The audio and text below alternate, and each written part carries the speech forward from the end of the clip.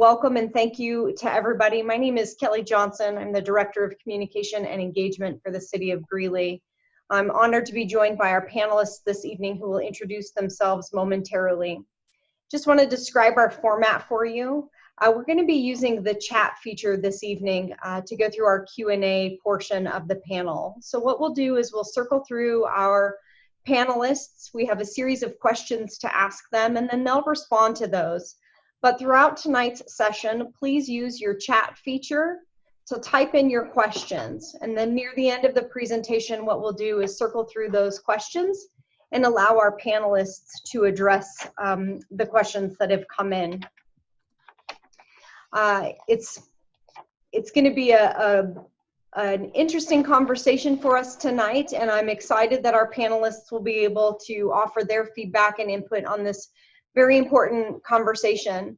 I want to make sure that everybody is also aware that we are joined by a very dear friend, individual, Sua.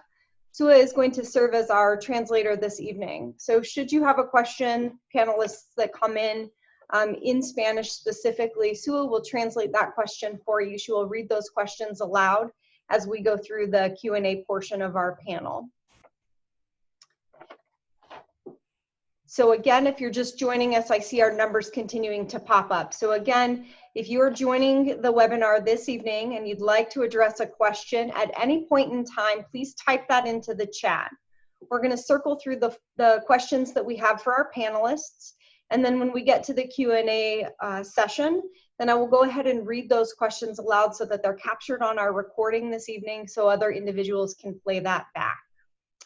So without further ado, I'd like to introduce Becky Safric, Assistant City Manager for the City of Greeley. Becky's going to share a few words with us, and then we will do introductions of our panelists. Becky? Thank you, Kelly.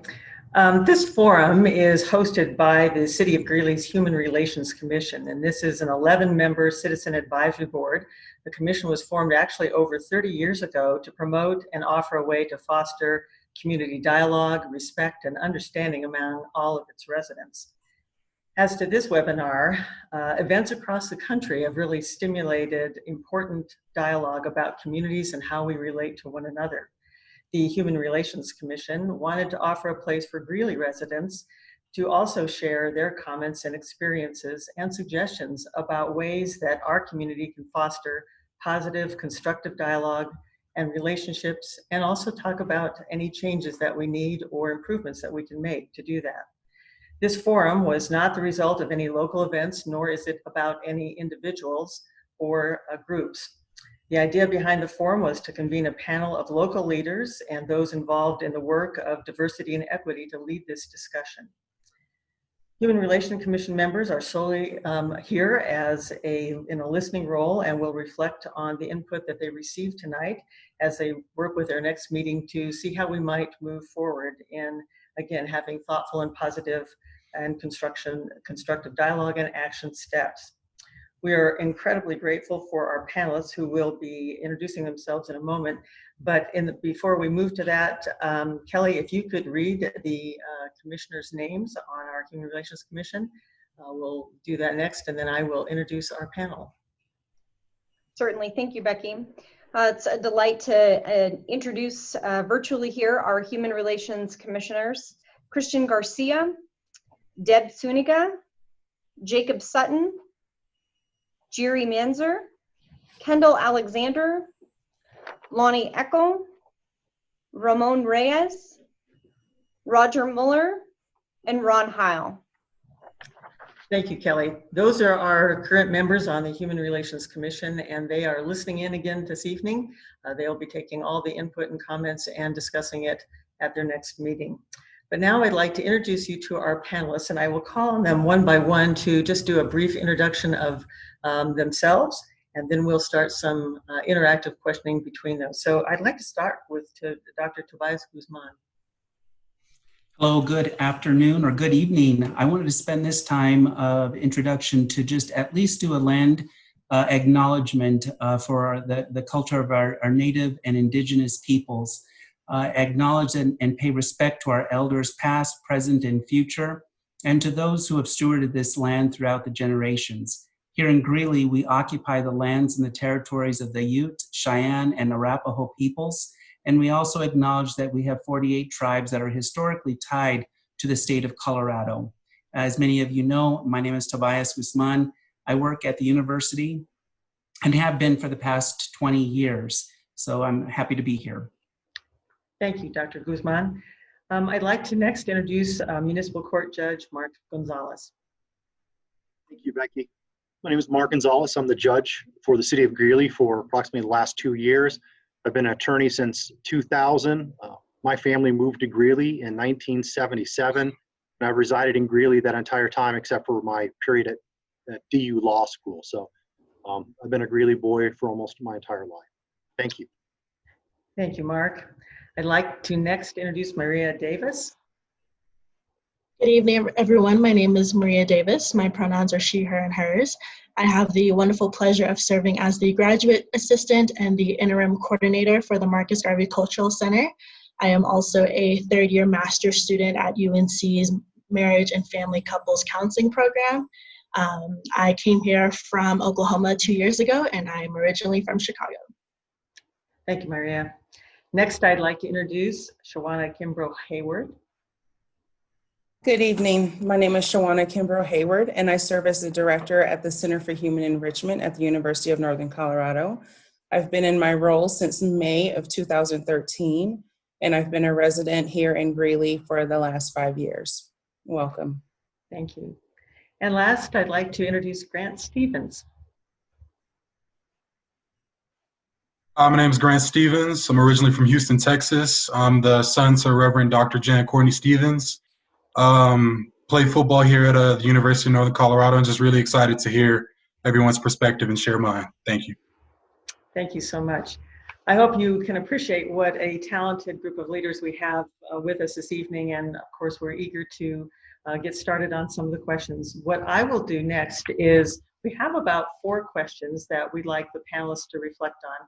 And so I will read the first question, and then for those of you that are ready to respond, if you could raise your hand, I will call on you so that we can do this in an orderly fashion. So those questions include, the first one is, do you have a simple way of describing what racial bias looks like, feels like from your experience? Who'd like to start us out?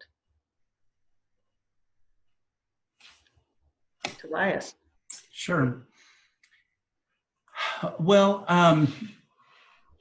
first of all, I have a personal belief that all human beings have biases and prejudices. And as a result, this is a result of their experiences, and the biases influence how folks react when dealing with unfamiliar people or situations. People learn about racial differences at a very early age, and we have to acknowledge that we are shaping our children, our youth. They're learning that from their teachers, their parents, their friends. Unfortunately, TV, social media, on how to deal with and react to these differences. It may be positive, it may be good, may be bad. The process of learning racial bias is a lot like learning a new language. As a young youth, you're learning something that perhaps is in your household, and it's more integrated into your life, as opposed to as an adult learning a new language might be a little bit more difficult. The research shows that as early as 6 months, babies' brains connect and notice race-based differences. By the ages of 2 and 4, children can internalize racial bias. And by age 12, many children become set in their beliefs, and giving parents and society a decade, essentially, to mold the learning process. And we can increase or decrease racial bias.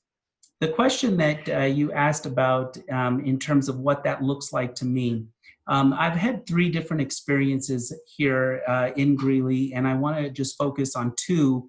And I found them very interesting, knowing that I was, simply driving down the road and unintentionally cut off another individual. My fault, and I acknowledge that. But the woman proceeded to follow me in the parking lot as I was going to work at UNC. And the woman followed me to the parking spot and called me names, was very frustrated that I cut her off, told me to go back to where I was born, and ultimately called me a spick. Those were things that I, had not, as the first time I had experienced something like that here in Greeley. The second is when a man and a woman individually and at different times stopped me in front of my house as I was mowing the lawn and proceeded to tell me how beautiful it was, but also asked me for my card and what landscaping business I work for. Both of these are very two descriptive racial biases that, again, from when they were probably younger in their life, or could have been current, that the stereotypes of what a Latino it looks like, does for work, was already shaped, and those were the two experiences that I would offer you. Thank you, Tobias. Shawana, it looked like you were about to share as well. Would you like to go next? Thank you. And this question made me actually ponder and do some serious thinking about what racial bias looks like for me and how I've experienced it. The first one I would say is the avoidance of eye contact with me when I am out in public. I don't know if that avoidance of eye contact is for fear that I may actually say hello. I don't know if it's because people may think that I'm intimidating as a Black woman here in Greeley. Other experiences is being followed in a retail store or not being acknowledged by the staff at all. And both of those make me oftentimes laugh because my money is just as good as anyone else's money. So if people choose to not acknowledge me, then I know that I can save a little bit of money and I will excuse myself from that place of business. Another thing is in the grocery store. People, again, have a fear of making eye contact or even saying, excuse me, we know those aisles are not that big. So instead, people will stop and stare. I have been known to stop and stare as well. A simple excuse me will get you a very long way. And just a couple of weeks ago, I was at the grocery store with my son and one of my daughters. And this gentleman comes out of the store and bumps my son.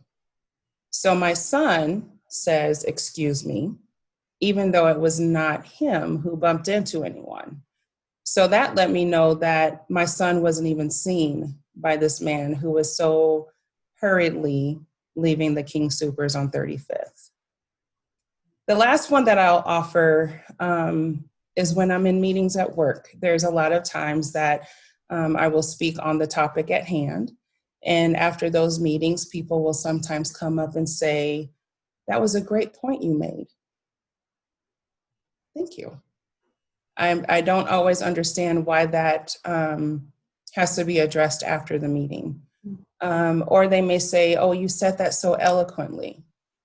And I often question, well, how else was I supposed to say it? So those are just some of the things that come to mind for me. Great. Thank you, Shawana. Anyone else who would like to offer comment? Grant.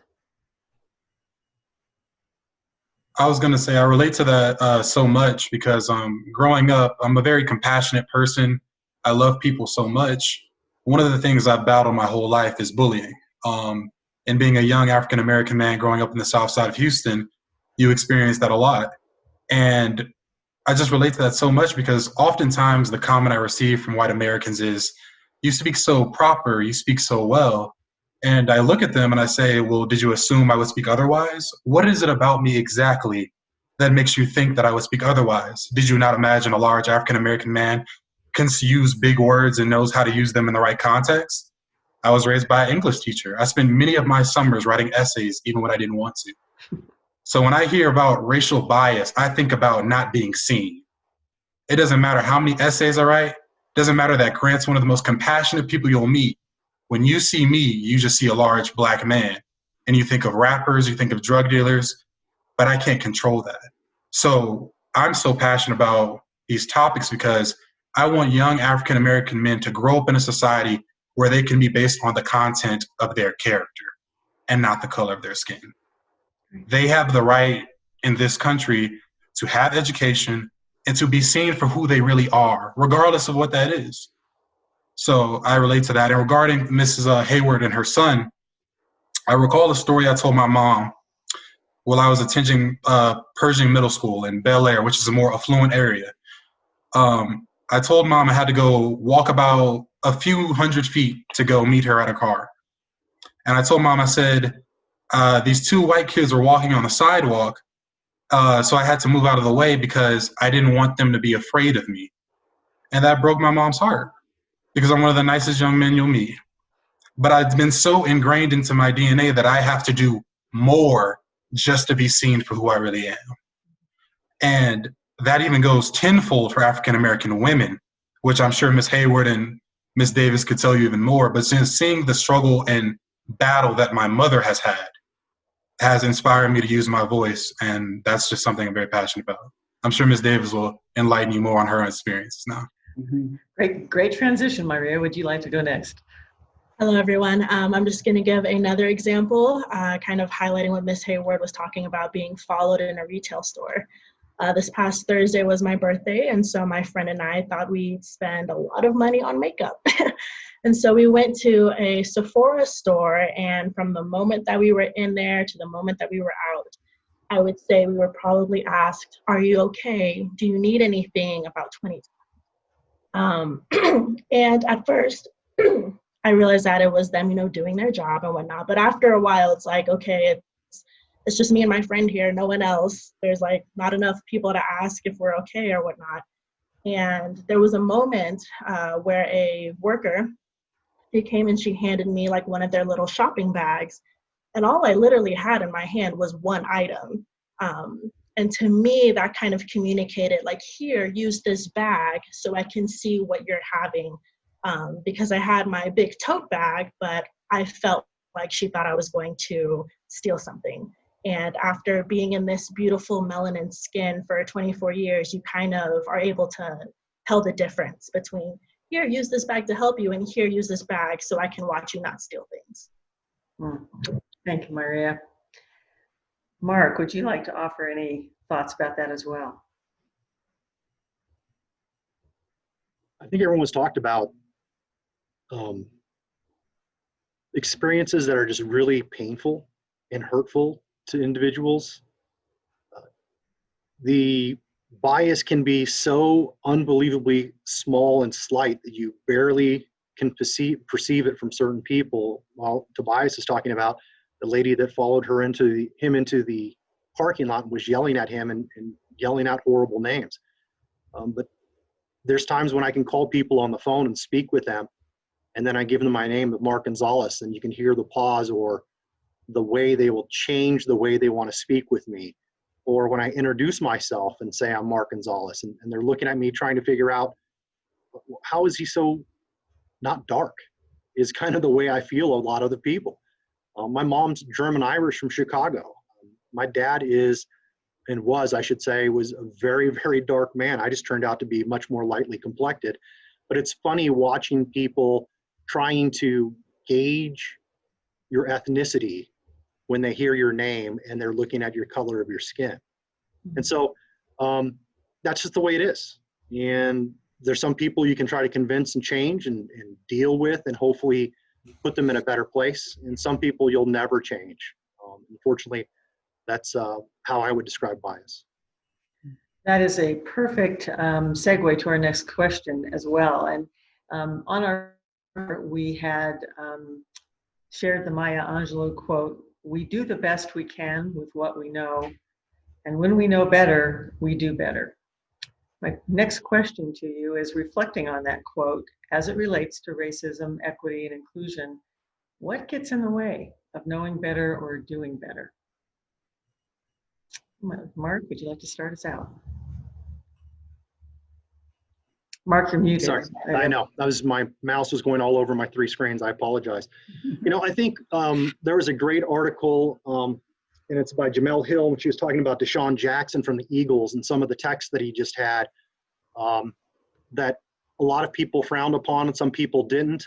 And she talked about a cultural blind spot and how we all have cultural blind spots where we're at. And she talked about her experience as a Black woman in the United States and her perceptions growing up for people who are Jewish. And then she explained a situation where she really, looking back on it, feels horrible about what happened. And then she talks about what Deshaun wrote on his text, and that every culture needs to come with a understanding that we all have our own cultural blind sides, just like Tobias was talking about our own biases that we have individually. And so that to me is a huge issue about self-inspection, about what our thoughts are, how they came about. And I think everyone's explained really well is that, this is something that's learned as a child growing up. This isn't something that is just born into people. And so we have to really figure out, how do these biases come to us, and how do we actually unwork these in our perceptions of other people to try to treat them as they are. They're humans, and that's how we should treat everybody. That's an encouraging thought, that if we've learned to be biased, we may be able to learn how not to be biased as well. Good thought. Other comments about what gets in our way? Shawana. Just some thoughts that I had. The quote really requires us to think outside of the box. So when Dr. Angelou says, do the best you can until you know better, in my eyes, that means that we operate based off of what we are taught as we are growing up. What we're taught in the K through 12 system, which we all know is not an accurate representation of the true history of this country. And it's also what we learn within our families, as Mark previously addressed. And then the other thing that gets in the way is what we hear in the news and on social media. And a lot of times people want to take that as the truth without thinking critically about the information that is being presented. So in my eyes, in order for us to do better, we must make the time to do our own learning. And we must be willing to be uncomfortable, and I'm using the broader we, when we are told that we have offended someone. We must be willing to be uncomfortable when we are told that we've used the wrong pronoun when addressing someone. And we also must be willing to be uncomfortable with being told that we've used a microaggression against someone. And Tobias mentioned that earlier when the people are asking him about his landscaping business. I am at work. I am so sorry. No problem. And then the part where it says, when you know better, I think you know better when you're willing to sit in that discomfort and you're willing to do your own learning when it comes to issues of white supremacy, white privilege, racism, discrimination, all of the isms. And one thing to keep in mind is that you're not going to be doing better if you're asking the one Black person or the one brown person in the room to speak on behalf of an entire race or ethnic group. It's about engaging in meaningful dialogue with the intention of truly learning by engaging in active listening. And it's about not being offended when you're being called into having these difficult conversations. It can be painful when you're told about yourself. And I truly see it as calling people in who are willing to do that deep learning in order to make a difference, not only for themselves, but for the people that are within that community with them. And I think the only way that this quote can be made real is when people decide it's time to be uncomfortable in order to fully participate in the difficult work that's required. And then my last thought, in order for conversations like this to occur, safe environments must be created. And that can take time and energy and effort. But when those safe environments are in place, trust can begin to be built, and then that active dialogue can occur. So I'm hopeful that with this being the first series of events that other people within our Greeley community will be willing to do the hard work and to be uncomfortable and to work on creating those safe spaces so that true learning can occur, not only for us as individuals, but for the broader community as well. Very good. Thank you, Shawana. Myria, you're shaking your head. Looks like you find some consensus with this. So what was the birthday girl have to share about this as well? Thank you. Practically, I just want to ditto everything that Ms. Hayward had said. Every thought that I had, she echoed it. And it's funny that this quote was the one that was chosen, because this has been something that my father has told me ever since I understood English. You know, when you know better, you do better. And when I hear that, I hear effort. So again, echoing the theme that Mrs. Hayward was saying, was that it's going to cause people to step out of their comfort zones and recognize that, yes, you do have bias. Again, echoing what Dr. Guzman was saying, we all have them. And really taking the time to figure out what those biases are, how they show up in your behaviorism, and how those are affecting the people around you. I'm currently reading Lead from the Outside by Stacey Abrams, and she poses these 3 questions that kind of help that sort of mentality begin to come into fruition. And so the first one is asking, is there a problem? And even if you may not personally think there is a problem, just by being on Twitter or watching the news for 10 minutes, you see that there are several problems. So pick one that sparks any sort of interest in you and really figure out, like, what is it that makes it a problem? Why do I not see this a problem? Why do others see it? And then you can begin to determine those steps in terms of how to solve them. A great point too, that sometimes we try to eat the whole elephant at once, and taking a bite one at a time may be another way to approach that. Grant or Tobias, either of you have a thought? Grant. Sure. Oh, okay. Looks like he's deferring to you, Tobias. Oh, okay. No, please, Grant, go first, please. I was just saying, I absolutely agree. I think about my mom. I get so many examples from her, but I recall one day I was coming home from the gym, and this is in the midst of all the protesting and all the looting and rioting that's taking place. And I love spending time with my mom. So I sit down on the couch, and she's watching the news, and I always tell my mom, like, can we just turn to something different? Like, I'm like burnt out on this. And she told me something that changed me as a man for the rest of my life. She said, son, don't ever get tired of seeing the truth, because the day you do, you will grow to accept lies. I feel like we as a people are not willing to sacrifice our comfort to see truth. I feel like that's the biggest thing that we need to tackle, because I'm so passionate about these topics, but my mom was so dead on it when I came home from the gym. I grew tired of hearing about racism that day. That's the truth. I was burned out about it. I was tired of being oppressed. I didn't want to deal with it. And my mom looked at me, she said, don't ever get tired of that. Always fight for people, and don't ever get so comfortable where you are to think that you couldn't be the next boy on a t-shirt. And you have to fight as if your life is at risk like him. So that's the thing I pose as a challenge to Black and white Americans, because it was me in that moment. We need to check our comfort in this country, accept the uncomfortable conversations, because it may very well one day be you. So that's just where I go. Excellent. Listen to your mom. I like that. Tobias. So what gets in the way of knowing better, it really is us, ourselves. Most people have little idea, and many are willfully ignorant of the challenges Black and brown folks face in white spaces. And I think it's important to understand that there is a distinction when when Black and brown folks are in white spaces, and understanding that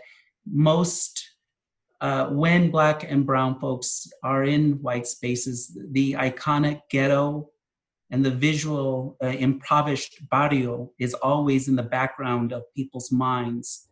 And when I think about that, it continues to shape Americans' conception of the anonymous Black and brown people, as well as the different circumstances of Black and brown people in all walks of life.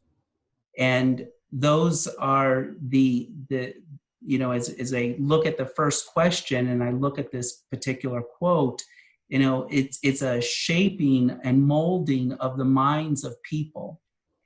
And it is very difficult to fight that. And, is it really our role to continue to fight that? And that's why when you hear Black and brown folks talk about exhaustion, that exhaustion is a pile-on effect of everyday different levels of microaggressions that are built up. So I think the quote is very fitting. Very good. That is, I think several of you have offered that perspective of just the fatigue of dealing with this is kind of a constant issue. And that kind of leads us to the next question, which is the difference between promoting tolerance and actually engaging in anti-racist work. What are the kind of examples that would follow up a bit on what Grant's mom was talking about, which is being in the moment, being attentive to what is going on, and moving beyond tolerance to something that helps actually change this for the better? Who might be able to start us out on that? It's a big one. Tobias, I'm going to pick on you. Sure. First of all, I think we need to stop going through the motions. And most people are tired of that. Our youth and our teens and beyond deserve us to take action. Therefore, I focus more on engaging of anti-racist work. But I think some context to that is that, in my belief, tolerance is really the willingness to accept something and deal with it. In other words, you have enough sense to behave in a way that is sensible around folks. And I liken that to examples of perhaps sitting in a meeting that is unorganized, going to the dentist, or many other things that I think I could liken that to. The problem with tolerance is that it really does not get to the social equality in areas that are very important: education, wealth, and access. Again, those three areas are education, wealth, and access. The justification of simply tolerating living in the same country with those that are different than you, or different races, religions, sexual orientations, or gender identities, that's, I can't understand what tolerating those identities really means. Mm-hmm. And so anti-racist work is really where we should begin on for those engaged already in the work and continuing that journey. We need to start to begin looking at our cities and our newspapers and our news agencies and stop vilifying communities of color. We've continued to do this after the 13th Amendment was passed, and simply because slavery was abolished. We need to stop portraying Blacks as predators, lazy, criminals. And by the way, that's not dependent on what political party you're in. Democrats and Republicans have shown through history the political agendas to keep this narrative alive. Mm-hmm. And then educating yourself, reading, watching, and listening. They should not go absent. This should be a continuous learning and being committed to looking inward. As Ms. Shawana mentioned, that inward looking is very important and critical, but it's also very scary to do. Mm-hmm. And then we also have an opportunity to report any kind of discrimination and bias in our organizations. Anytime those those kinds of things are looked, you look the other way, you continue to foster the system and the environment that is set up for those kinds of things to continue. It's a great acknowledgement of moving from being a passive participant in our society and not being a bystander, but to be actively engaged. Important part. So, other thoughts about moving from tolerance to anti-racist work? And I would like to echo what Tobias said. You know, when I think about tolerance, I think that's a safe way of saying that I will deal with you. Well, I don't want someone to deal with me as a Black woman. I want someone to get to know who I am as an individual. And then after you get to know me, then you can make a true determination of if you want to continue to engage with me or not. And if you choose not, high five, I'm gonna send you your way. But for an example is to tolerate me as a Black woman is one thing, but to engage in anti-racist work, to support the Black Lives Matter movement or any other movement where we are seeking equity for all people of color in this country. There are two very different meanings to that. And engaging in anti-racist work is difficult. And it would bring up for some of those false narratives that they were taught, as I mentioned when we first began, some of the things that we learn as children, as we start to do the work of learning what it means to be anti-racist. We're going to start to question what mom and dad and auntie, uncle, or whoever said to us. But I would encourage people who are really serious about engaging in this work is to read the book by Ibram X. Kendi, which is called How to Be Anti-Racist. And one thing that truly stuck out to me as I started reading this is that you're either a racist or you're an anti-racist, and there's no in between. So my hope, and as Tobias has mentioned, is that as we look at our local government, local newspaper, all of those things, that we can start to look at things with a critical eye and being willing to address those things and the behaviors that are truly racist. And there's truly no middle ground. Middle does not work for the type of work that we really need to do. And I would also encourage people to create their own library and start reading the voices and the narratives of people of color to hear the true experiences that they've had within the broader country, just so that we can start to dive into that learning that needs to take place if we are going to make real change. Very good. Thank you. Grant. I definitely agree. When I hear the word tolerance, it reminds me of how I compare the All Lives Matter movement to the Black Lives Matter movement. I feel in this country, African American and Black people have been tolerant for so long, or seen as tolerant, rather I should say, that since we are now to the point where we are no longer willing to accept injustice, it is disturbing and offending white Americans. It shocks me that in my life, and I'm 21 years old, but the idea that I could tell a white American or somebody who simply disagrees that Black Lives Matter, and they would want to debate with me, a Black man, I would find funny if I didn't find it so sad. But I'm cognizant and understand that years ago, I was considered 3/5 of a person. That's what my history is. So it's very difficult for modern and white America, who is used to having this group of people suppressed, to see me as equal. I'm 21 years old, but I am able to understand that. I feel that we need to acknowledge that that is a thing. And it's not Black people versus white people. It is just people versus racism. And we're saying white people for a long period of time have put in a position of power that has systemically oppressed this group of people. So we need to bring acknowledgement to that. I feel that media is so used to portraying people that look like me as thugs and villains that even the Black Lives Matter movement is now being portrayed as something that is full of riots and looting and this and that, when that's not the case. It's just anything involving the support of African Americans gets turned into something violent. because it's all about changing the message from what it really is, which is that Black and African American people are oppressed in this country. And we need to fix that fact. That is a fact that we need to fix. Good. Mark or Myria, would you like to offer some thoughts about that as well? I'll go first, Myria, while you're thinking about it, Myria.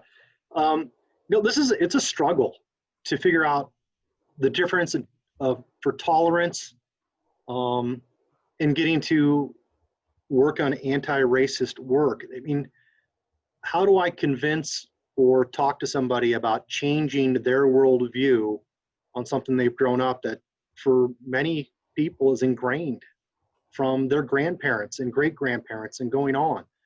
And I remember being a kid and seeing my mom's mother, who was from Chicago, use some very horrible terms for other people and other races.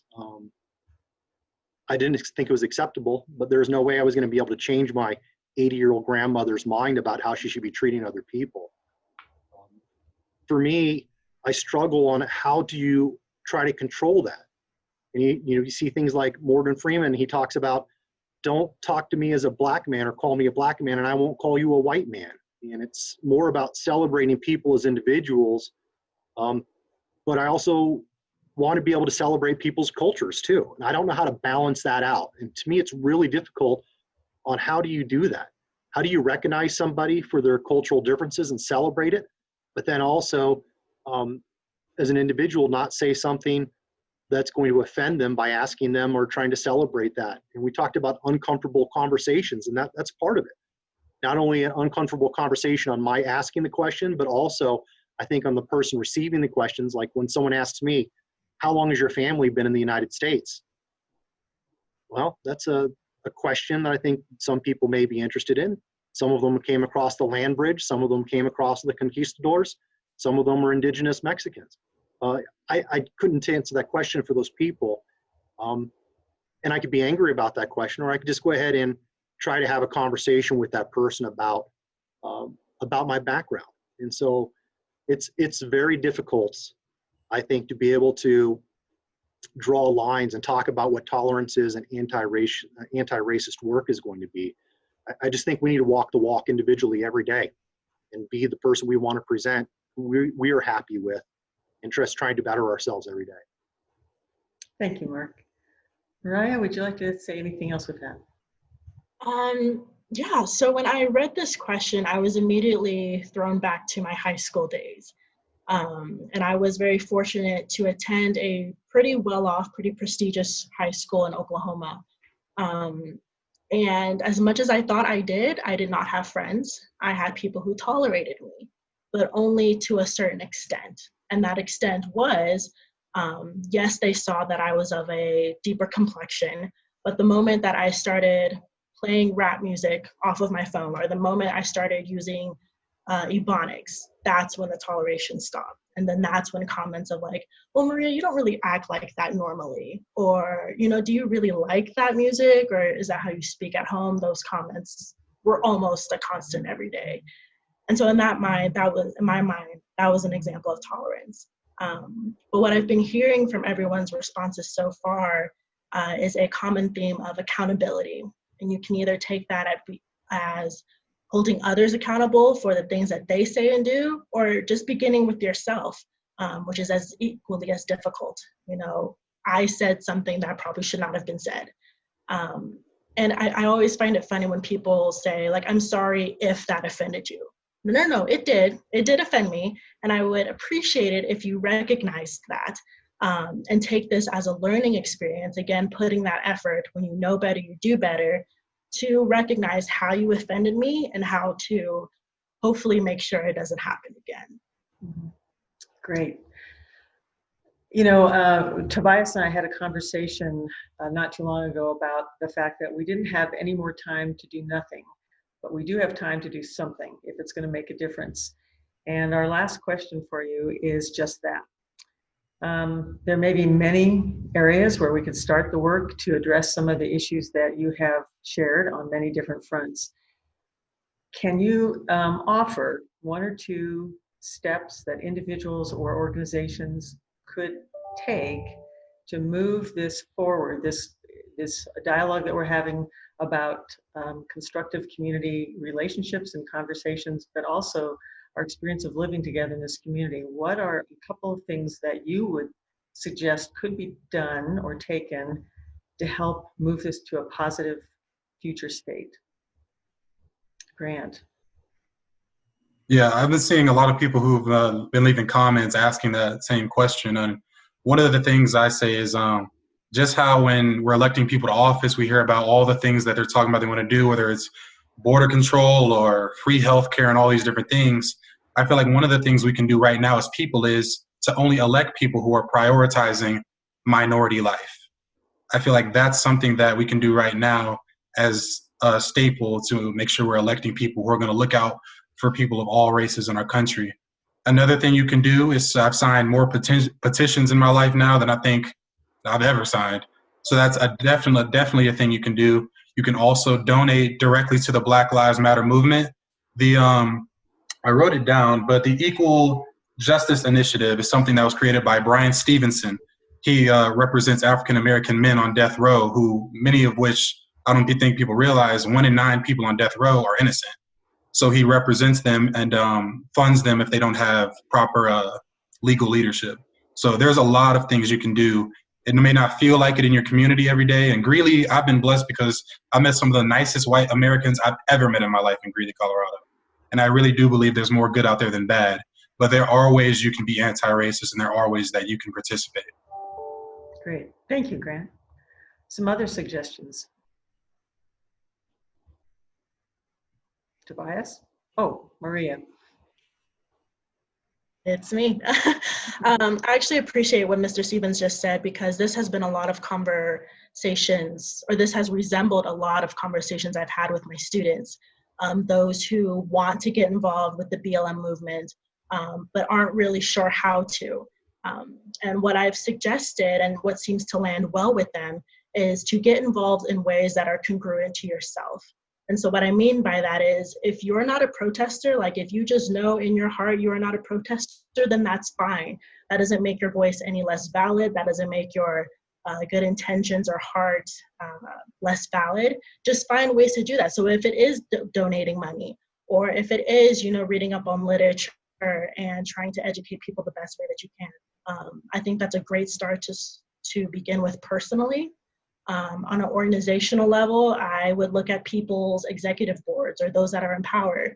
If you see a commonality among them, and what I mean by that is white people, white males, then I would start there. And for those of you who believe in the trickle-down effect, reflect the people that you're trying to help. So you can look at this panel right now. We have people of many different identities, seen and unseen. And if we were to take this a step further, I know there's going to be more parts to this series, hopefully, then hopefully we're able to connect more with people who look like us because they see us in these positions, having these sort of conversations. Great, thank you. Okay, now Tobias. Sure. There's so much out there right now in terms of what people can do. And I would say part of it is also using your own privilege to boost the voices of others. Use your privilege to boost the voices of others. There are many things within our city, politics, healthcare, criminal justice, education, income, employment, home ownership. All of those are historically areas in which there are discrepancies and disparaging data when you look at each of those areas and how discrimination and bias has occurred. And sometimes people will say, well, there's laws against that. Absolutely, there's laws against that. The 13th Amendment was a law that was created, but then other things were created in order to continue to keep African Americans and Black folks in check. And so it doesn't matter if a law was created. I think about the things that people might learn and take away from this particular session. And I'm sure that any one of us would probably love to get together with folks and have conversations that are more direct and have the opportunity to dispel some of the fears that we have. One of the books by Beverly Tatum, Dr. Beverly Tatum, talks about why all the Black kids are sitting at the same table and why there's that segregation that still occurs.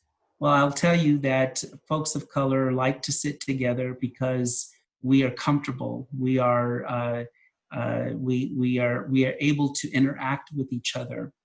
And but how many times have we stepped into white settings in that particular setting of a table and made ourselves uncomfortable? How many times have white folks done that? And those are the kinds of things that are really tough. But if we don't do them, we don't know, and we don't get to understand that experience. So when I think about even looking at Brandon Torres, his comment about what things here in Greeley, and I would say all of those things of political health, criminal justice, education, income, employment, and home ownership, let's get together. Let's get together and talk about what we see, what people in the community are seeing as issues related to that. Do we have the data that is that more folks of color are being incarcerated? Do we know that? You know, so let's start off with some of the data that I think is very compelling. Very good, thanks. Grant, you have a follow-up thought? I just want to make a quick comment, and I know we're not in the question and answer portion yet, but it was about white privilege. And I just wanted to say that white privilege does not mean that white Americans have it easy in this country, because quite frankly, no one has it easy in this country. White privilege means that your skin color does not put you at high risk of injustice. That is the only thing that white privilege means. The way you can use your privilege is when you're communicating with your white friends and something racially insensitive comes, use your voice to say something. Because the thing that Ms. Hayward and Ms. Davis and all of us are trying to convey is, oftentimes when we communicate with white Americans, they don't really respect us. That's the thing we're telling you. You can use your white privilege simply by talking to your friends about race. That's how you can stand up. There's not a Black or African American person here who will say that white people just have it easy and they wake up with $1 million. I don't come from money, but I come from education, so I know it's not easy. But you can use the things, the little things in life, just this color of your skin can make a major impact in making this world a better place. That's what white privilege means. I hope people aren't offended by white privilege.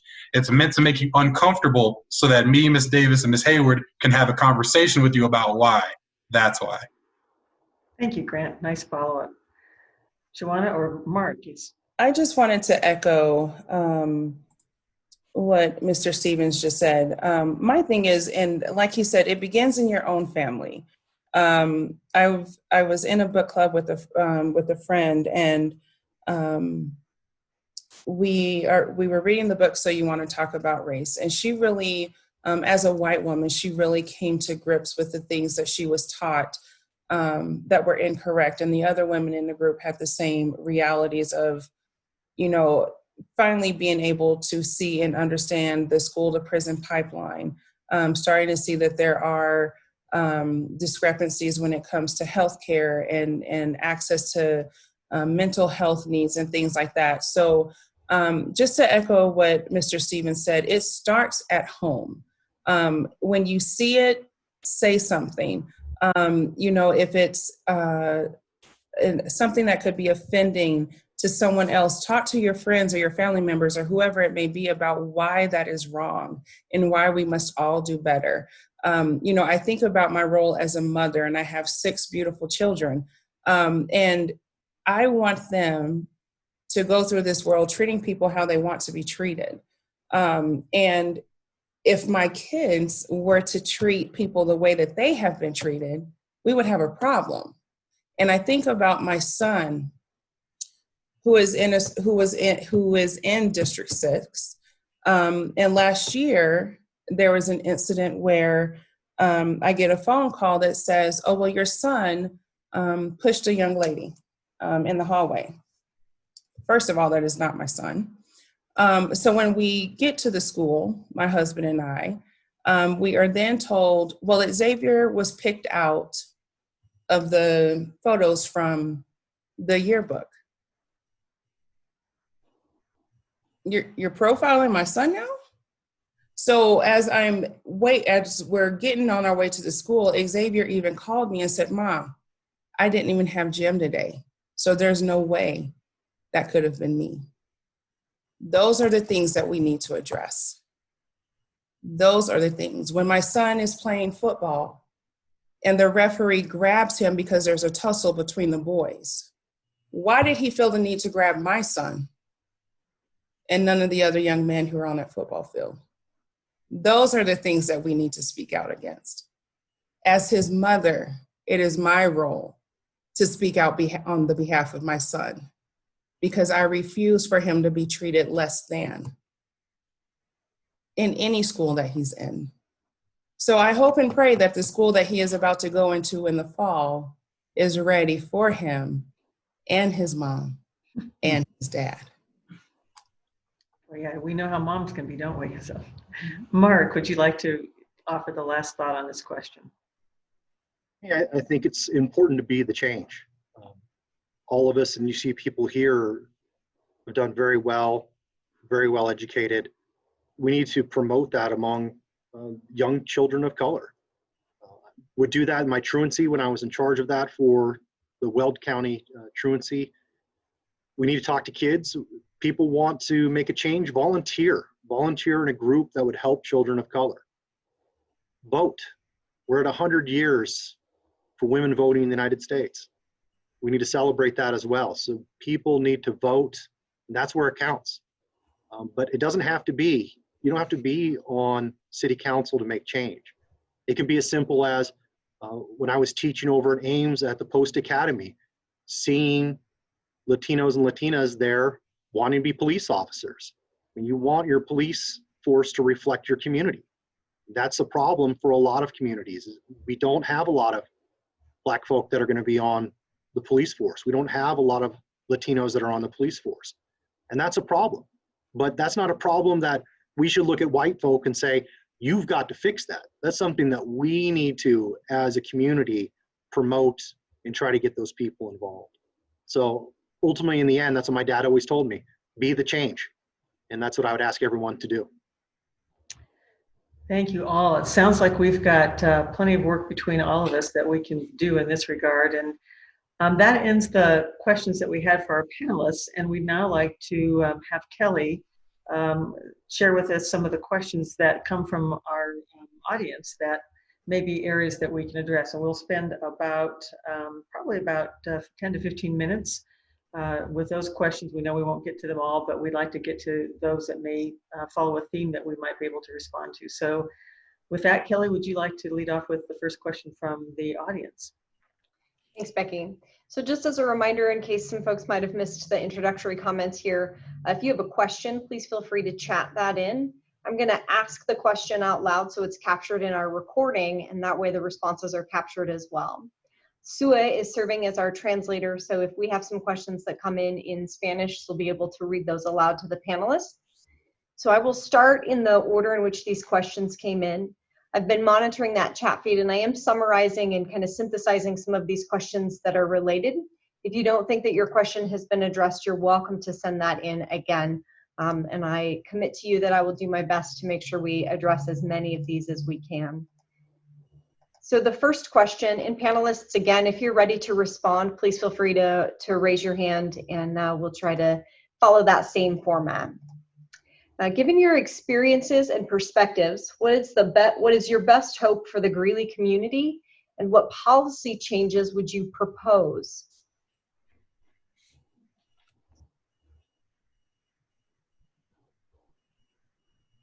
Grant. My best hope for the Greeley community really just comes from a level of decency with each other. Like I said, I've experienced some of the nicest white Americans I've ever seen in Greeley, Colorado, but I've also seen many Confederate flags. I've also seen many flags that say Blue Lives Matter, which isn't an offensive thing, but it's offensive if you're using that slogan to deter from Black Lives Matter. So there's room for growth in that aspect and how we interact with Black and African American people in our community. I'm sure Mr. Gonzalez can tell you more about policy change, but again, I would say I don't want people to think that this is about slandering our community, because there is a lot of good in our community. We want to raise conversation so that we can get better. We need to make people uncomfortable because discomfort oftentimes breeds growth. We need to grow as a community. We need to become more diverse and more welcoming. And as long as there's Confederate flags and things like that, there's a lot of work to be done. But as regards to policy, I'm sure Mr. Gonzalez can enlighten you more. And one thing that I would like to offer in my role as an administrator here at UNC, there are a number of students who attend our university from the Denver metro area. And one of the things that is often disheartening to me is that they flat out do not feel comfortable in the Greeley community. There's nowhere to purchase hair care products. There's nowhere to get a haircut. There's always this hide and go seek when you're trying to get basic services that you need. So my hope for Greeley would be that we really start to look at the entirety of our community, and not only the needs of the Black community, but our Latinx community, looking at our refugee community and really starting to address the needs of all of the community members here in Greeley.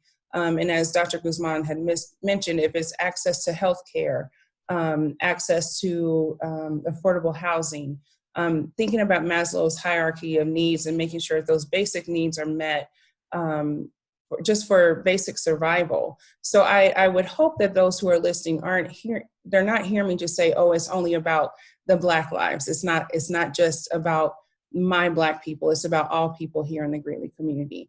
My hope is that for anyone who lives within the boundaries of Greeley can say, you know, I truly do feel appreciated and welcomed in my community. I would hope that we can start to have meaningful conversations around the criminal justice system and educating not only the Greeley police, but the UNC police on what it means to do community policing and really caring about the people that you are hired to serve and protect, and making sure that you are serving and protecting all that live within Greeley. You know, when the incident with Mr. Floyd occurred and people said, well, why are people so mad? I'm mad because when my son and my husband leave, I often worry about when they're going to get home. And that should not be a fear that I have. So I would truly, truly hope that through these dialogues, and it's not a one and done. I am sick of we're going to talk about it and there being no action. At this point, there needs to be clear action behind everything. I refuse to put my time, energy, and effort into something just to hear myself speak. I can talk to myself in my bathroom. I don't need to do that. But it's time to really be about the business of making change in the Greeley community and being intentional about the work that we're doing. And it's not going to be easy. It's going to take time. These things do not occur overnight. It's not going to be fixed overnight. But for those who are in those in local government and have positions of power, now is the time to act. We are running out of time. I think, Mark, that you got teed up nicely by Grant, and it's certainly from Shawana's comments. Something you'd like to add? I think when people say policy change, I always hate to say we need to make change for the sake of change. I think they need to be identified clearly about what change they think is being unfair to anybody. You can join lots of the committees around the city on different areas that they have. Lots of boards that are available for people to volunteer on. They're always looking for board members to volunteer their time. And that allows you to be able to put your perspective into these different boards and hopefully change policy in an area that you may feel is very important. We have a lot of finger pointing going on in different areas of the community. A lot of distrust between people of color and the police. But I'm on the side where I have a lot of police officer friends. I was a former district attorney. I've known police officers here in the city. But I was also a kid here in the city before there was a huge change with the police department. And it's the reason I went to law schools, to stop what I thought was injustice for brown kids being stopped and talked to. But I've seen historically in this town a great change with the police department. That started with Chief Gardner, and it's one of the things that they have more training for the Greeley Police Department than almost any other police department I know of as I look across. And I think that's very important to understand that. And, you know, in this age of people saying, you say one thing and then you're going to be blacklisted on things, or going to be cut out, or you should be fired. I see an unfortunate view of all police being painted as being horrible. And I just don't think that's right. And Grant's talking about Blue Lives Matter versus Black Lives Matter. I don't see that being a fight between the two of them. I think that's both very important issues for us to recognize. But I see people saying horrible things about police officers in almost the same vein where people were calling men returning from Vietnam as baby killers. I think it's horrible. I think we all need to, as individuals, recognize what kind of statements we're saying against different individuals, how we're saying that, and what we're teaching our children. I don't want to teach my children hate. I want them to teach them love and responsibility. And so there's a lot of policies that do need to be changed, but they need to be identified. And I don't think there should be change just for change. Very good. Grant, well, how about one more comment and then we'll get to another question here. I was just going to say, many of us are not against the police. We're against police brutality. There isn't a person in this group that if their house got broken into, we're not calling the police. So we respect and appreciate our community and our police. We're against police brutality. And I acknowledge that blue lives do matter. My only issue with that is when it is said in response to me saying that Black lives matter and trying to deflect from my persecution and the persecution of many others. So we love and appreciate our police officers. Thank you, Grant. Kelly, would you like to read another question for us?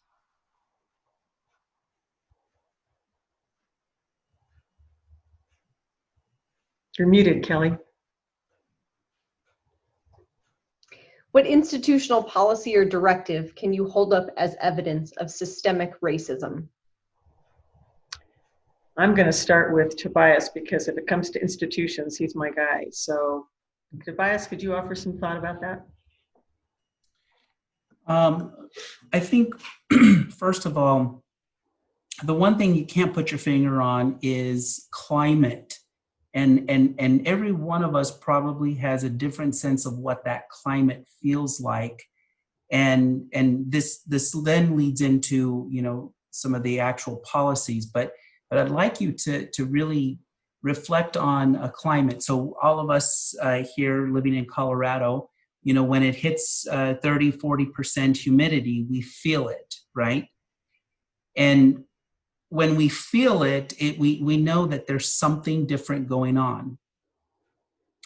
And as Black and brown folks wake up and enter spaces, whether it's the institution of where you work, the organization that you're a part of, whatever it may be, you have this feeling that you either fit or you don't fit. It either feels good, it doesn't feel good. And I'd say that that's a premise that I think we all need to understand, that there may not be something going on when you, maybe from my own experience going to Rotary, there may not necessarily be something, a policy change that needs to occur, but going to Rotary is something that I've always had to wrestle with and say, do I feel comfortable there? And so I want to make that distinction. When you think about institutions and how they're built, institutions, and you take the larger institution of the United States was built with a perspective in mind, and it wasn't the perspective of folks of color. Whether you like to hear that or not, it was not built for the perspective of folks of color.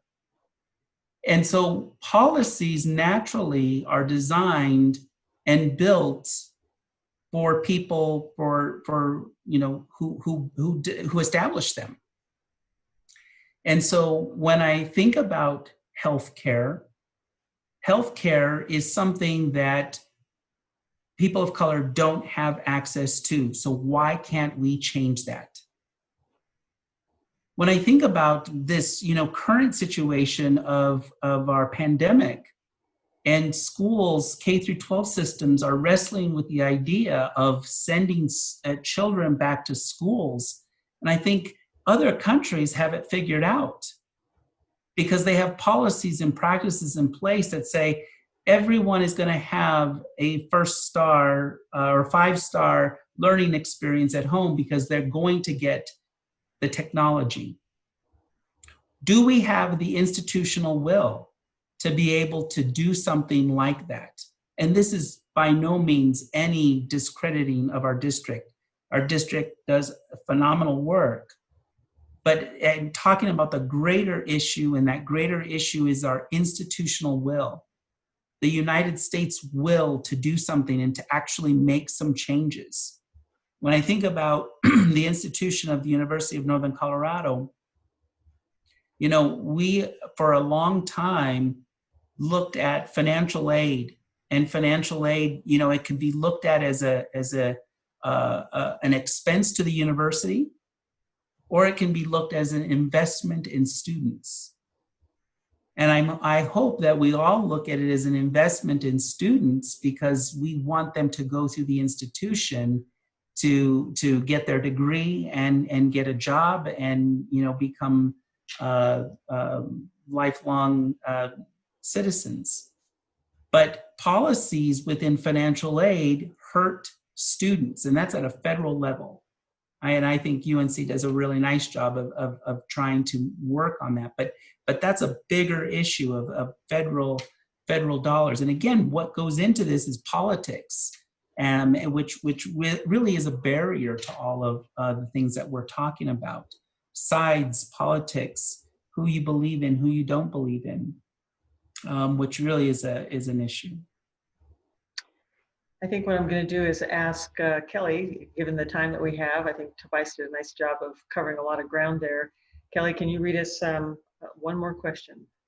Sure, I'm going to do a quick one because it should be a simple one. Shawana, attendee is asking about the name of the book you mentioned at the very beginning. I captured that as Lead from the Outside. Was that right? The book that I mentioned is How to Be Anti-Racist, and it's by Ibram X. Kendi, Kendi. And I think that would be a great start. It's an easy read. What I love about the book is that the author talks about his life experience growing up, and he brings about a lot of the history of the country. And I even majored in African American studies as an undergrad, and there are things that I'm even learning in this book about the history and systems of the United States. So I think that would be a good one to add to your library. Thank you, Shawana. Kelly, I want to make sure that, were there any questions in Spanish that we need to have Sua help us out with? Or they're being covered in English as well? Okay. They are, yeah. All right, maybe a last question then. So our last question, and this is kind of interwoven into several questions, so I'm going to synthesize this. Can the panel please offer some suggestions on how a person of privilege can boost voices of others? This sounds like a good homework assignment. Who can kick us off here? Can you say that one more time for me, please? What are some suggestions on how a person of privilege can boost the voices of others?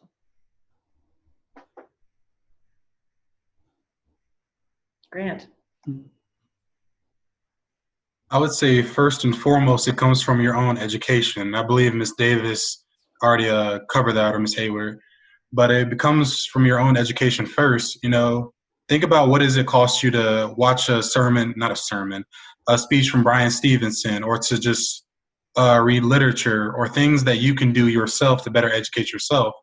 Because I believe there was another question about how you can better identify microaggressions. It starts with education. And I don't think people realize how powerful education is and how powerful your voice is. There's often this stigma that, oh, well, we're never going to stop racism, so let's just leave it alone. No, your voice matters. That's something my mom always tells me. Use your voice, educate yourself, because you may be in a store, you may confront one person who says the N-word and they're a white American.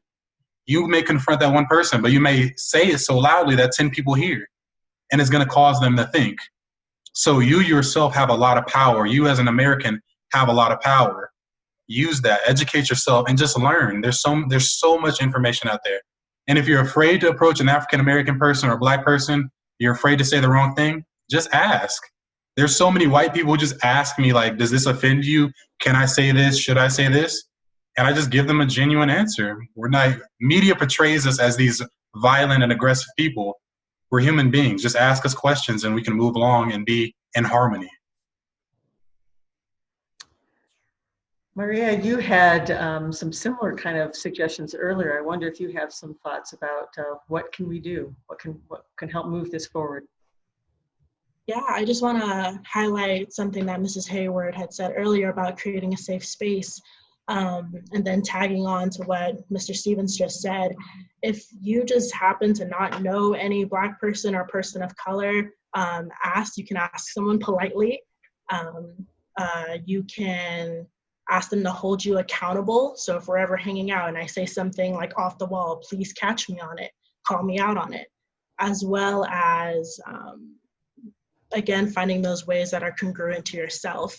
But I also want to make the distinction of, you want to help amplify peoples of color's voices, but you don't want to speak for them.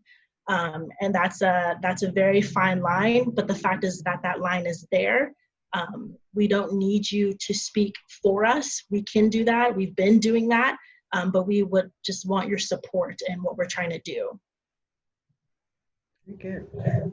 And one thing, the final thing that I would want to ask or add is that when people of color speak about the experiences that they've had related to racism and microaggressions, believe them.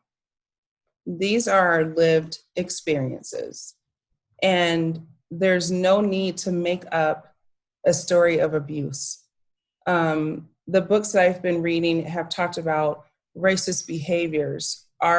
We should consider them abuse to the people that those racist behaviors are being pushed upon. So believe what people of color tell you. And that's how you can learn. That's how you can use your privilege and stand beside us and walk through this growth with us. Very nice. Any other reactions or comments about that? One of the things, go ahead, Tobias. Just one thing, I would say that when you amplify the voices of people of color, part of it is your own behavior of listening. And listening is such a powerful tool that sometimes we really often forget. And when you listen, you are able to actually hear what is being said. If you're not listening, you're thinking about what you're going to say, and it distracts you. So it's a very simple tool, but it is something that's often not done and often forgotten about. Very nice. Mark, any last thoughts from your end? I think the entire discussion that we've had tonight was I think, incredible. I love Grant talking about being educated and other people's discussions about reading and giving examples of who we should read from. A lot of this, I wouldn't say that it has to be that you believe everything that everyone says. I think what you have to do is you have to have empathy for people as they're discussing this with you. I'm not saying that I'm not going to believe somebody, but I want to know when they're telling me something, that's a true feeling that they're having. And that's what I want to listen to people, empathize, and try to reflect with them what their feelings are. And if I can, have a discussion with them about what their feelings are about. And I say that because of this. I was in the DA's office, and I had some person that we had to take in custody. And his daughter started yelling at me, saying, "You're only doing that because he's Mexican." And I'm like, my last name is Gonzalez. I'm not putting your dad in jail because he's Mexican. I'm putting him in jail because he didn't comply with probation. And so on that, if I was to believe her statement from if it was a third person saying that they only put my dad in jail because he's Mexican, well, that's not the truth. But it still is something that was traumatic to her, and I should empathize with that person explaining to me the feelings that they were going through at that exact moment. And I hope that we talked about being uncomfortable, but that also includes empathizing for other people's feelings and trying to come to something that it's never going to be perfect, but we can all try to be better people. Thank you, Mark. You know, I think along those lines too, I think what I hear many of you saying is that each of us have come from different life experiences, and for what our unique experiences are, that may help us find what the next steps are. Because we are maybe, you know, Mark comes from a legal structural background. Grant has athletics and educational background. Everybody's got a different lane they swim in, but we can each take that experience and focus on what our little piece of the world is like to take that one or two steps towards the next piece. But universally, what I hear you saying is that it really needs, this next step needs to be action. Dialogue is good. It's a great start. Educating and having a meaningful exchange with one another is a good place to begin and get our foundation built. But we really need to also go the next step. And to that degree, I would like Kelly to talk a little bit about, we have some questions for our audience that we'd like to poll, because we don't want this to be the only thing that we do, although this, I would concur with Mark, this has been an incredible discussion. I'm so grateful for the insights that you all have provided. We're ready to also talk about where do we take this next. Certainly our Human Relations Commission is going to digest the information we heard tonight. We'll certainly go through all the questions that we weren't able to get to. But Kelly, can you walk us through the polling questions next? And then we have a little commercial that we would like to give you at the end for another event that's coming up. Perfect. Thanks, Becky. That is a great segue, and thank you for ensuring that we talked about what the next steps are for this. I'm going to launch a poll that we'd love for the attendees and panelists, if you're inclined, to please participate in. The poll is more data and more information that will help us guide those next steps. So I'll leave that open for just a minute. And Becky, if you want to talk about the event, that would be great. Before I open up the poll, I'll just remind everybody that the session is recorded that we just went through. We'll have that up on the Greeley Gov website here in the next couple of days. So we encourage you to take the opportunity to play it back and share it with others. I want to extend an immense amount of gratitude to our panelists. Thank you so much for your time this evening. We are grateful for your leadership and your conversation. So I will open the poll.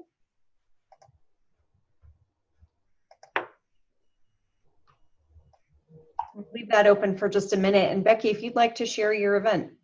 Yes, I would. I would like to invite all of you to continue the conversation, particularly if you have an inclination to the creative side of life. The Greeley Creative District hosts an event called Cacophony of Creatives. And all of it is it's a networking session for folks who enjoy visual performing arts or the creative industries. They are hosting a webinar much like this on Wednesday, July 29th from 6 to 7:30. They are going to be talking about the power and purpose of color and culture in the arts. The discussion is going to range from pandemic to protests. The world is struggling to breathe. How can the arts help interpret this moment in history? So it is an action step that they would like to take to invite those who are interested in that dialogue as well. So with that, we have 4 panelists: Armando Silva, who's a painter, performer, and muralist; Yvonne Garcia Bardwell, who is with Denver Botanic Gardens as a community relations manager; Betty Hart, who is an actor, director, and facilitator in the Denver area; and Justin Krawitz, who is a South African pianist and the UNC Interim Associate Dean of the College of Performing and Visual Arts. We think that the panel tonight has done a beautiful job of kicking off the conversation. We hope it incubates many conversations in our community. I hope they don't think they're off the hook, because we're probably going to come back to them for additional discussion as we move along, and hopefully help us think about a report card of how we're doing over time. So with that, Kelly, I'll turn back to your poll.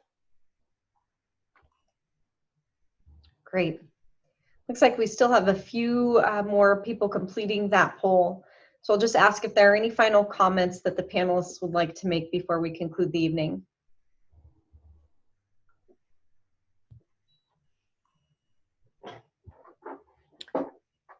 So hopefully folks have completed it. Yeah, Grant. I was going to say it's a common thing everyone's asking, what can I do? What can I do? The thing I submit to that is, how many people did you, when you found out about this panel and this discussion, how many people did you tell? Did you spread the word? You must have many white Americans that you know that may not want to participate, but did you try to get them to participate? And that's just how small of a thing you can do to make a difference. Just get somebody, even if they disagree, you can't control what people do. And there's going to be many racist people in America. We can't control that. What we can control is, how do we counter that? How do we fight that? How do we use our voice to make the world a better place? And it can start as simply as saying, hey, to some of your buddies, I know it may not sound like the coolest thing ever, but let's just listen and just see. Like, it takes like an hour out of our day. Let's just listen and hear the conversation, and maybe we can make a better climate. That's the one thing you could do right now that can make the world a better place. Very nice. Myria, did you have a comment as well? I'm loving being on this panel because we are all just sharing the same mind here. Basically echoing what Mr. Stevens was saying was, did you invite people? And even so, like, you're still not off the hook because this is being a recorded conversation. You can still share it. There's still that window of opportunity to have this be your first move. And then with the future therapist in me speaking now, like, it's gonna be uncomfortable. And I think we have all given you the invitation to sit in that uncomfortableness, but you don't have to sit in that alone. You have these people here, my wonderful panelists, that would love to engage in future conversations with you. I'm sure you know other people in your circles. You just have to ask that are dying to have these conversations. So just being able to, forgive yourself of your mistakes, but also hold yourself accountable and go out and make those small initial steps. Because once you start doing a couple steps, next thing you know, you're walking, you're running, and then you're at a full sprint. That's beautiful. Thank you. And Shawana, I think you've got a book club that you're going to be talking about this with, I would assume. Yes, I will definitely share it with my sisters in learning. So yeah, as soon as the recording is available. Very good. Very good. Any other comments before we close? Well, on behalf of the Human Relations Commission, thank you, Myria, Mark, Shawana, Tobias, Grant, Sua, thank you for being here to help us with translation. And thanks to our moderator, Kelly, for doing this. We hope this will be the first of many conversations. The Human Relations Commission is going to make sure that they take the careful time to not only digest the information that came tonight, but take a look at the other comments that were presented to find out how we can be a constructive conduit to continue this really important conversation.